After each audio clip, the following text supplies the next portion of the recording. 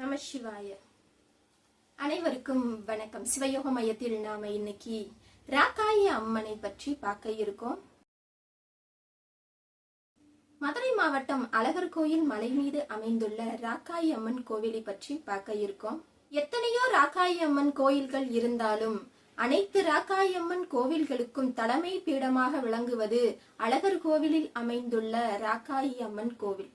பழமுதிர் சோலைக்கு சிறிது தூரத்தில் அமைந்துள்ளது ராக்காயி அம்மன் திருக்கோவில். ராக்காயி அம்மன் சன்னதிக்கு முன்பு விழும் தீர்த்தத்தின் பெயர் நூபுர கங்கை. இதை சிலம்பு ஆறு அப்படின்னு குறிப்பிடுறாங்க.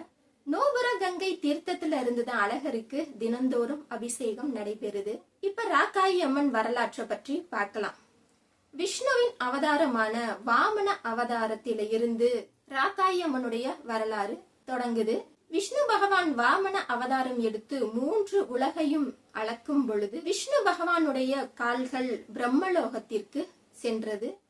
அப்ப பிரம்மதேவர் விஷ்ணு பகவானின் கால்களை பார்த்ததும் அவர் கமண்டலத்தில் இருந்த கங்கை நீரை எடுத்து அபிஷேகம் செய்தார்.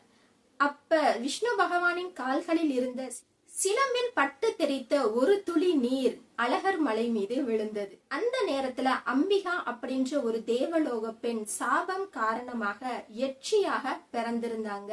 யட்சினா ராட்சச வம்சம். ராட்சச வம்சத்துல பிறக்கிறவங்கள யட்சி அப்படின்னு குறிப்பிடுறாங்க. அழகர் மலை மீது விழுந்த அந்த ஒரு துளி நீர்ல ஒரு பகுதி யட்சி மீதும் விழுகுது. இதனால அவருக்கு சாப விமோச்சனம் கிடைக்குது. அதற்கு பிறகு அவர் தெய்வ சக்தியாக மாறுறாரு. இப்பொழுது கூட அழகர் கோவிலின் அம்மனின் கால் சிலம்பில் இருந்துதான் நூபுர கங்கை தீர்த்தம் வருது. இயக்கி அப்படின்னா அதாவது உலகத்தை இயக்குபவள்.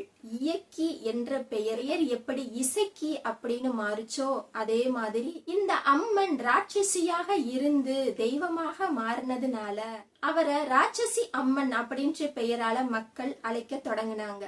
ராட்சசி அம்மன் என்ற பெயரால அவங்க வழிபட ஆரம்பிச்சாங்க.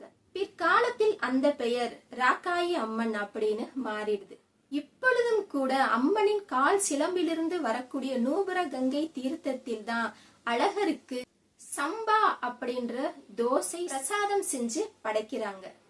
இப்படி ஒவ்வொரு தெய்வத்திற்கும் ஒவ்வொரு திருக்கோவில்களுக்கும் பின்னாடி ஆழமான பல உண்மை சம்பவங்கள் இருக்கு. அதை நம்ம அடுத்து வர்ற பகுதிகளில் பார்க்கலாம். நம சிவாய.